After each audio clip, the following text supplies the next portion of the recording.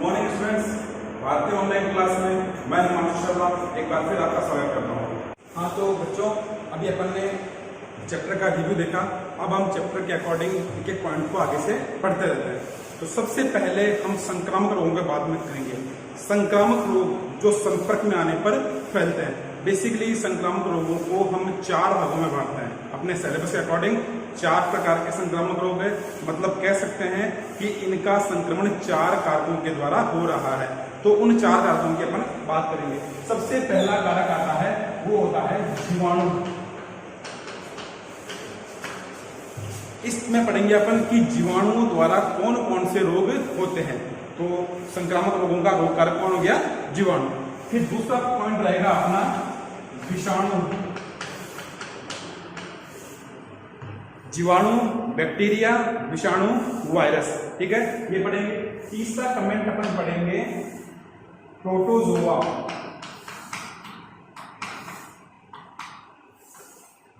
तीसरा कैटेगरी रहेगी अपनी प्रोटोजोआ और चौथी कैटेगरी रहेगी हेलमिंथेस, यानी कृमि की बात करेंगे।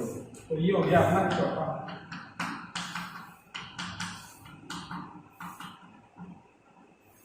तो ये बैक्टीरिया, वायरस, प्रोटोजोआ और हेलमिंथेस, ये 4 कैटेगरी के अपन रोगों का अध्ययन करेंगे। तो सबसे पहले चालू करेंगे अपन बैक्टीरियल डिजीज।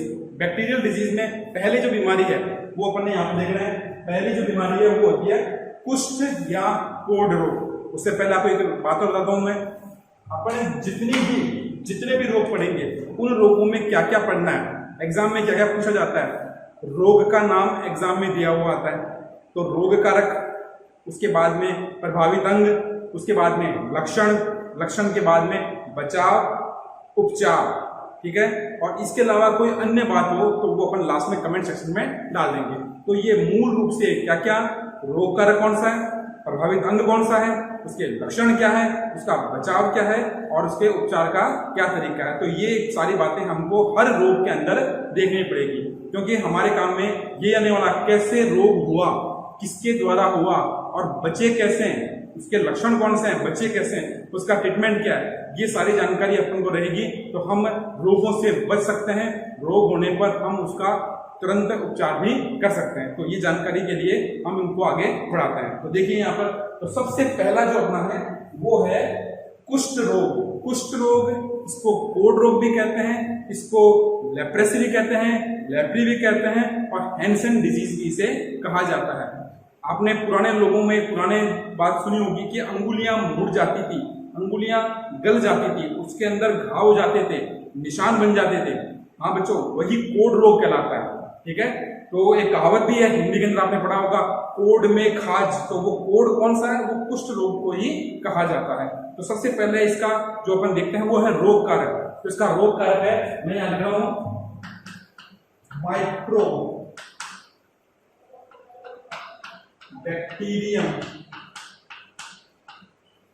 माइक्रोबैक्टीरियम लेप्री या लेप्री भी, माइक्रोबैक्टीरियम लेप्री या लेप्री भी कहते हैं और इस रोग को लेप्रोसी भी कहते हैं। ठीक है, तो ये हो गया इसका रोग कारक, सिंपल सा है, माइक्रोबैक्टीरियम लेप्री या लेप्रोसी।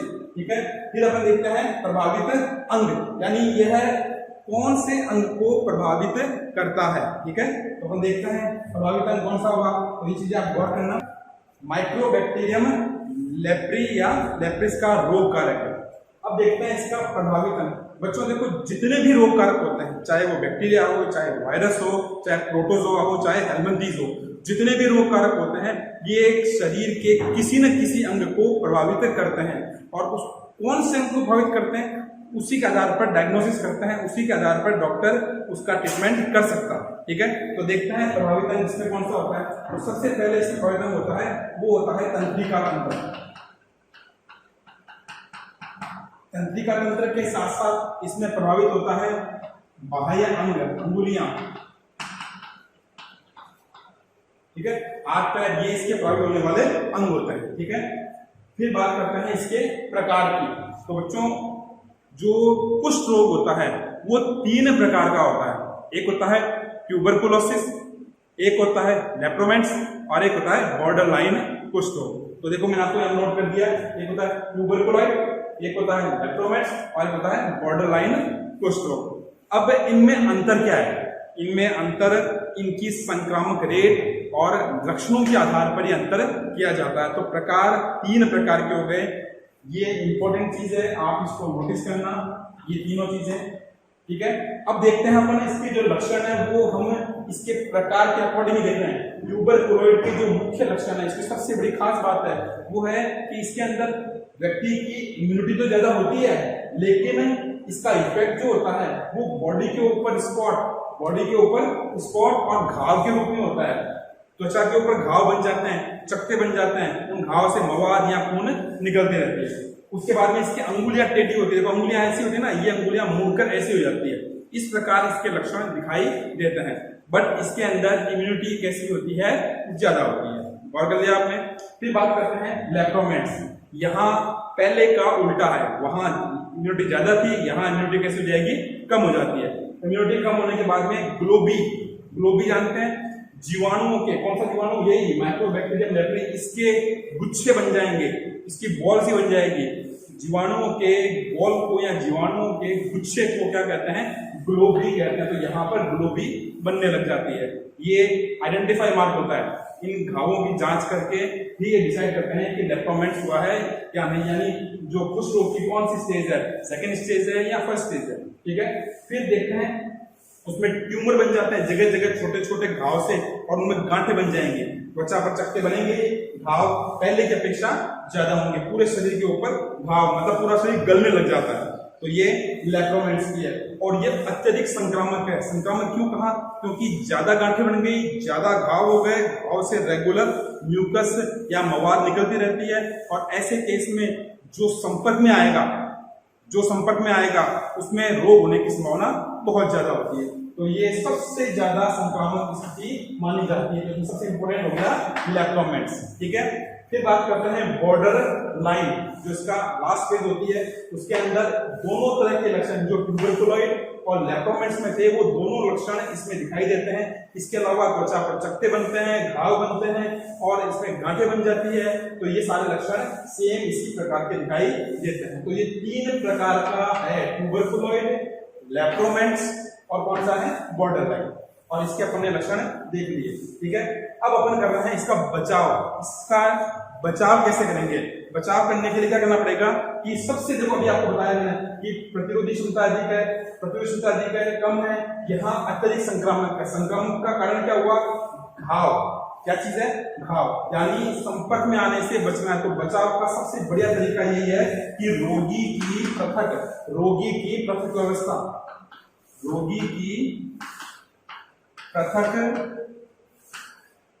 व्यवस्था आवश्यक है। रोगी का सेपरेट होना चाहिए। उसके बाद में उसके लिए खाने के बर्तन अलग होने चाहिए, उसके कपड़े अलग होने चाहिए। उन खाने के बर्तनों का इस्तेमाल होने के बाद में गर्म पानी से उन्हें धोना चाहिए, फिर कपड़ों को भी गर्म पानी से धोना चाहिए। साफ सफाई का पूरा ध्यान रखना चाहिए। समय समय पर उसका जो एंटीबैक्टीरियल सॉल्यूशन है उससे उस कमरे की सफाई होनी चाहिए। ये सारी चीजें बचाव के लिए रेस्पॉन्सिबल है। और उसके साथ साथ उत्तम और पौष्टिक भोजन, उत्तम और पौष्टिक ताजा बना हुआ भोजन आवश्यक होता है। स्वच्छ हवादार माध्यम चाहिए, ठीक है।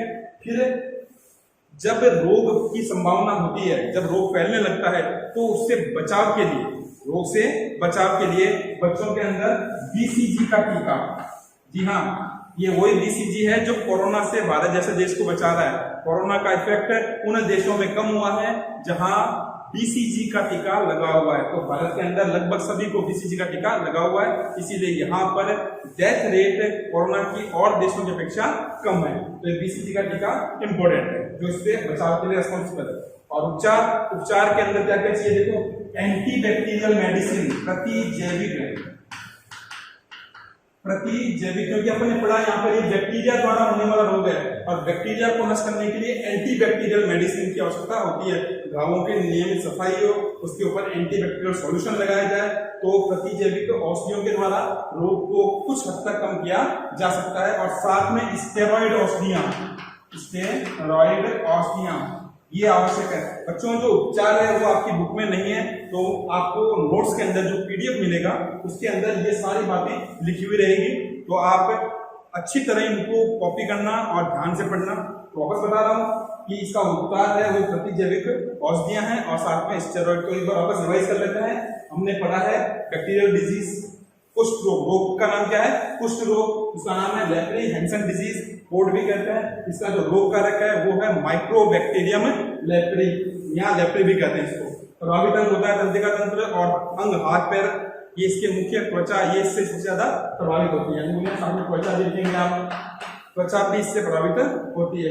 फिर बात करते हैं इसके प्रकार की, प्रकार होते हैं 3, ट्यूबरकुलॉइड, लेप्टोमेंट्स और बॉर्डरलाइन। फिर बात करते हैं लक्षणों की। तो लक्षण आपको बताए हैं कि ट्यूबरकुलॉइड में इम्यूनिटी सबसे ज्यादा होती है, इसके अंदर चकत्ते बनते हैं, घाव बनते हैं, चकत्ते मतलब बॉडी पर निशान, और सबसे खास बात अंगुलियां टेढ़ी होती है। ये रियल में जो कुष्ठ रोग है उसका जो मुख्य लक्षण होता है उसका ये है कि अंगुलियां टेढ़ी होती है, ठीक है, तो ये अंगुलियां टेढ़ी हो जाती है। फिर लेप्टोमेंट्स की बात करें, सेम यही इफेक्ट है, अंगुलियां टेढ़ी है लेकिन इम्यूनिटी की अपेक्षा कम होती है, चकत्ते घाव बनते हैं, साथ में इसमें गांठें बन जाती है और जीवाणुओं के समूह इकट्ठे हो जाते हैं, उन्हें जीवाणुओं के समूह को बोलते हैं ग्लोबी। तो ये ग्लोबी इसमें बनती है। तीसरा अपने पढ़ा है बॉर्डरलाइन, जिसमें दोनों प्रकार के कौन से ट्यूबरकुलॉइड और लेप्टोमेंट्स दोनों के लक्षण प्रकट होते हैं। त्वचा पर चकत्ते, गांठें, घाव सेम ऐसे कैसे बनते हैं। तो ये अपन ने इसके लक्षण देख लिए। बचाव की बात आपसे की है। स्वच्छता, रोगी की पृथक व्यवस्था, स्वच्छ ताजा भोजन, हवादार माध्यम, नियमित साफ सफाई, ठीक है, ये सारी व्यवस्था अगर रोगी के पास की जाती है तो बचाव का बहुत हद तक इसका कंट्रोल किया जा सकता है। और उसके बाद में जो उपचार है वो है प्रतिजैविक औषधियां, और कौन सी है? Steroid medicine. इसका उपचार के लिए, टीबी के उपचार के लिए प्रतिजैविक औषधियां और कौन सा? स्टेरॉइड बेस्ड मेडिसिन होती है। हाँ, इसके अलावा टीबी केवल और केवल इंसानों में होता है, सॉरी जो कुष्ठ रोग होता है, कुष्ठ रोग होता है वो केवल और केवल इंसानों में होता है। तो ये इसकी अदर में लिखने वाली बात है, तो ये आप नोट्स में मेंशन कर लेना कि ये केवल इंसानों में होता है। अब अपन चालू करते हैं नेक्स्ट डिजीज, उसका नाम है टीबी। उसको अपन बोलते हैं टीबी तपेदिक, यक्ष्मा भी कहते हैं।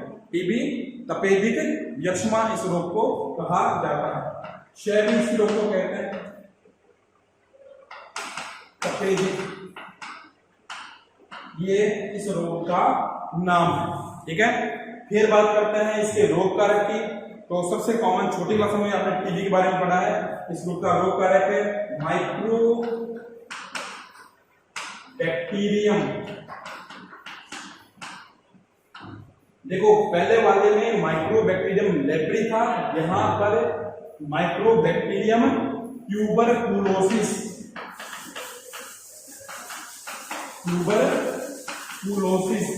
ये इसका रोग कारक है। तो ये इसके कारण से ये रोग फैलता है। खास बात क्या है कि बच्चों अगर कोई व्यक्ति टीबी से संक्रमित होता है, ठीक है, तो वो जो रोग कारक है माइक्रोबैक्टीरियम ट्यूबरकुलोसिस जो बैक्टीरिया है वो उसके खांसी, उसके छींक, इसके द्वारा क्या करता है?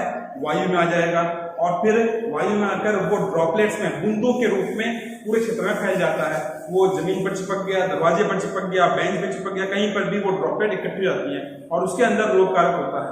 और ऐसी स्थिति के अंदर अगर स्वस्थ व्यक्ति उसको हाथ लगा देता है वहां पर, और वहां से अगर नाक पर, मुंह पर हाथ लगाता है, तो वो ड्रॉपलेट्स के द्वारा ट्यूबरकुलोसिस कहाँ जाएगा? स्वस्थ व्यक्ति के शरीर में जाएगा और वहां जाने के बाद में स्वस्थ व्यक्ति उसे संक्रमित हो जाता है। सेम चीज, यही चीज कोविड में है। कोविड में इसीलिए ये एडवाइजरी में मास्क रिकमेंड किया जाता है, ताकि अगर कोई पॉजिटिव व्यक्ति हो, संक्रमित व्यक्ति हो, उसको छींक या खांसी आए तो क्या होगा? वो ड्रॉपलेट्स मास्क के कारण वहीं रुक जाएगी, उससे बाहर नहीं निकल पाएगी, और जब नहीं निकल पाएगी तो दूसरे लोगों के संक्रमण होने की संभावना 50 से 60% तक कम हो जाती है। दूसरा एडवाइजरी में कहा गया है कि अपने हाथों को बार बार धोते रहें, बार बार सैनिटाइज करते रहें। ये इसीलिए कहा गया है क्योंकि अगर गलती से मास्क नहीं लगाया और अगर अपना हाथ ऐसी जगह टच हो गया जहां पर ड्रॉपलेट्स थी, यानी रोग कारक वाली ड्रॉपलेट्स थी, तो वो हमारे चेहरे पर नहीं आ पाएगी। इसीलिए कहा जाता है। तीसरे आपको कहा जाता है कि चेहरे को बार बार नहीं टच करना है, इसीलिए कहा जाता है ताकि संक्रमण या रोग कारक जो अंगुलियों पर है वो आपके नाक, मुंह, आंख, कान के द्वारा शरीर में प्रवेश न कर सके। तो ये कुछ जो एहतियात, ये कुछ जो चीजें बताई जा रही है ऑलरेडी आपके सिलेबस में है, ठीक है, और वही चीजें हमको बचाने के लिए रेस्पॉन्सिबल है। अगर हम इन चीजों का फॉलोअप करेंगे तो कई हद तक हम रोगों से बच सकते हैं। तो यहाँ पर भी इससे जो माइक्रोबैक्टीरियल ट्यूबरकुलोसिस है, इससे जो प्रभावित अंग है वो सेम वही है जो कोविड का, यानी श्वसन तंत्र, फेफड़े सबसे ज्यादा इससे प्रभावित होते हैं, लंग्स इससे सबसे ज्यादा इफेक्टेड होता है, ठीक है। फिर बात करते हैं इसका संक्रमण। तो इस टीबी का जो संक्रमण होता है वो वायु, अभी मैंने बताया आपको, छींक या खांसी में ड्रॉपलेट्स क्या होती है, स्थानांतरित होती है। अगर वो ड्रॉपलेट्स फैलेगी तो रोग की संभावना बढ़ जाती है। दूसरा एक और है इसका संक्रमण का जो कारक होता है वो है कीट, मक्खी। कीट में भी कौन सी? मक्खी। एक मक्खी, सामान्य मक्खी 30 प्रकार के रोग तक फैला सकती है। अब मक्खी कैसे फैलाती है?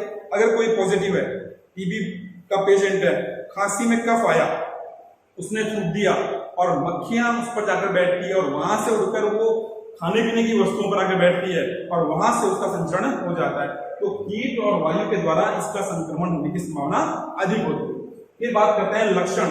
तो टीबी के पेशेंट की जो नॉर्मल जो सिम्टम्स होते हैं वो होते हैं रेगुलर खांसी, खांसी के साथ में कफ, बलगम, और कफ के साथ में कभी कभी ब्लड भी आता है। तो ये इसका मुख्य लक्षण है।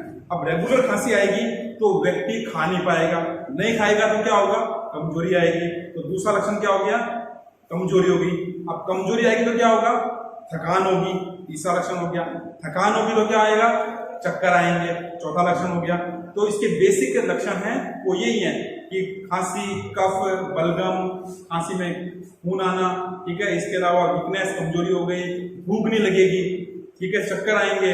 उसके अलावा इसके जो मुख्य लक्षण वो लिखे हैं, देखो, भूख की कमी हो गई, बुखार हो गया, ये सारे इसके लक्षण हैं। तो ये बेसिक सिम्टम लक्षण है, कोई टिपिकल नया लक्षण नहीं है। आपको अगर एक लक्षण मालूम है कि भूख नहीं लग रही तो आगे सब जुड़ जाएगा। भूख नहीं लगी तो क्या होगा? कमजोरी होगी। कमजोरी होगी तो क्या होगा? थकान होगी। थकान होगी क्या होगा? चक्कर आएंगे। तो सारे जुड़े हुए दूसरे से, ठीक है ना। और लास्ट में सबमें फीवर आता है, और अगर प्रिकॉट नहीं करे, बचाव नहीं करे, उपचार नहीं करे तो व्यक्ति की मृत्यु हो जाती है। फिर बात करते हैं इसका बचाव। इसका बचाव क्या है? तो बच्चों देखो, अपन ने बात की है संक्रमण किससे फैला? वायु और कीट से। तो सबसे बढ़िया जो बचाव है वो क्या है कि हमेशा स्वच्छ क्षेत्र में रोगी व्यक्ति से दूर रहें, रोगी व्यक्ति से दूर रहें, स्वच्छ क्षेत्र में रहें, खाने पीने की वस्तुओं को हमेशा क्या करें? ढककर रखें, पानी साफ पिए, मटके से पानी पिए तो डंडे वाले लोटे का इस्तेमाल करें।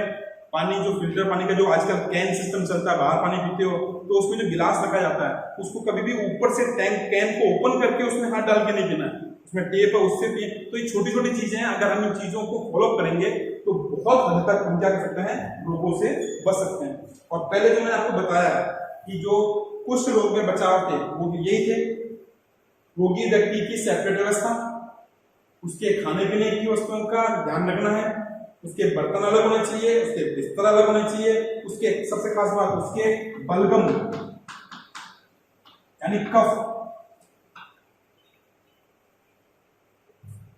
खांसी में जो कफ निकल रहा है वो कफ, उसके बाद उसका मलमूत्र, वेस्ट, मलमूत्र, ये सारी चीजें हैं, इनको उचित निस्तापन करना चाहिए। गड्ढा खोदकर उसको जमीन में दबा देना चाहिए ताकि मक्खियां उस पर नहीं बैठेगी, और नहीं बैठेगी तो संक्रमण नहीं फैल पाएगा, ये जरूरी है। और उपचार की बात करें तो प्रतिजैविक औषधियां, स्टेरॉइड तो इसमें काम करती है। साथ में जो इसके लिए सबसे बढ़िया गवर्नमेंट ने एक 1993 में 1993 में एक ड्रॉट्स प्रोग्राम चालू किया था जो कंटिन्यू है, ठीक है, डायरेक्ट ओरल ट्रीटमेंट सर्वे, ये इसका ड्रॉट्स प्रोग्राम है जिसमें रेगुलर मेडिसिन लेने पर टीबी को पूरी तरह खत्म किया जा सकता है। पहले ये लाइलाज था लेकिन अब इसका पूरी तरह इलाज होता है। तो ये रिकॉर्ड करने की चीजें होती है तो इनका ध्यान रखना है। और अभी आपको मैंने टीबी के बारे में बता दिया तो आप ध्यान रखें। तो बच्चों, टीबी का पूरी तरह इलाज संभव है। अब जो इसकी कुछ अन्य में लिखने वाली बातें हैं वो मैं आपको बता रहा हूँ, तो गौर करना। इसका जो परीक्षण है वो है मेंटेक्स। मेंटेक्स टेस्ट होता है, इसमें बॉडी के अंदर से किसी ब्लड के सैंपल को लेकर या रोग कारक को शरीर में ट्रांसफर कर कर उसका परीक्षण किया जाता है, मैंड्रुक्स टेस्ट कहा जाता है। ठीक है, और उसके बाद में जो इसमें लिखने की बात है वो होती है कि ये धूम्रपान इसके लिए सबसे डेंजरस है।